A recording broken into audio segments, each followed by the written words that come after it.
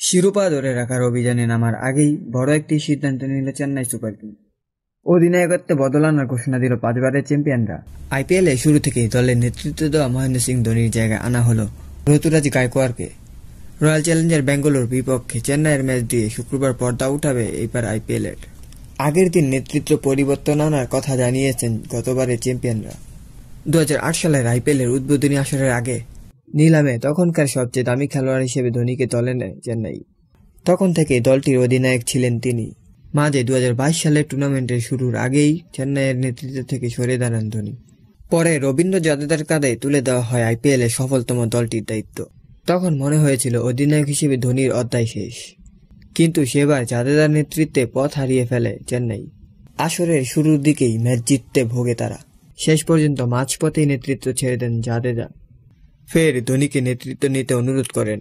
সেবার আর খুব বেশি ভালো করতে পারেনি চেন্নাই। 10 দলের টুর্নামেন্টে 14টি ম্যাচের মধ্যে 4টি জিতে আসর শেষ করে তারা নবম স্থান থেকে। গত আসরে প্রথম থেকে চেন্নাইকে পথ দেখান ধোনি। তার নেতৃত্বে 2023 সালে 5ম শিরোপা গড়ে তোলে ফ্রান্সিজিট। চেন্নাই সমর্থকদের কাছে থালা বা নেতা নামে পরিচিত ধোনির হাত ধরে দলটির রানার আপ হয়েছে 5 বার। এবারও 42 বছর বয়সী ধোনির নেতৃত্বে খেলবে চেন্নাই।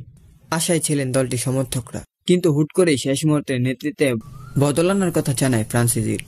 সব প্রতিযোগিতা মিলিয়ে চেন্নাইয়ে খেলা 249টি ম্যাচের মধ্যে 235টিতে নেতৃত্ব দিয়েছেন ধোনি।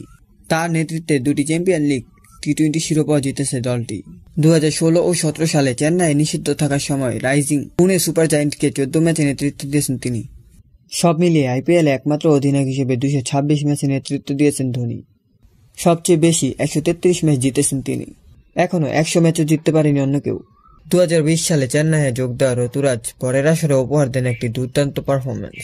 1 সেঞ্চুরি ও 4 ফিফটিতে আসরে সর্বোচ্চ 635 রান করে চেন্নাইয়ের শিরোপা জয়ে সবচেয়ে বড় অবদান রাখেন তিনি। এরপর থেকেই শোনা যাচ্ছিল ধোনির জায়গায় দলটির নেতৃত্বে আসতে পারে ঋতুরাজ। 2 আসর পর অবশেষে সেই দায়িত্ব পেয়ে গেলেন 23 বছর বয়সী এই ক্রিকেট। চেন্নাইয়ের হয়ে এখন পর্যন্ত 1797 রান করেছেন তিনি। তার নামের পাশে রয়েছে একটি সেঞ্চুরির সঙ্গে 14টি ফিফটি। দলটির 7ম সর্বোচ্চ রান সংগ্রহকারী তিনি। আইপিএলে ধারাবাহিক পারফরমেন্স করে ভারতের হয়ে এরই মধ্যে 6টি ওয়ানডে ও 19টি টি-20 খেলে ফেলেছেন ঋতুরাজ। শুধু নেতৃত্ব নয়, ব্যাটিংয়ে চেন্নাইয়ের ভালো শুরু এনে দেওয়ার দায়িত্ব কাঁধে নিয়েছেন ঋতুরাজ। একই সঙ্গে 2 দায়িত্ব কাঁধে নিয়ে কেমন করে এই ওপেনার দেখা যাবে শুক্রবার থেকে।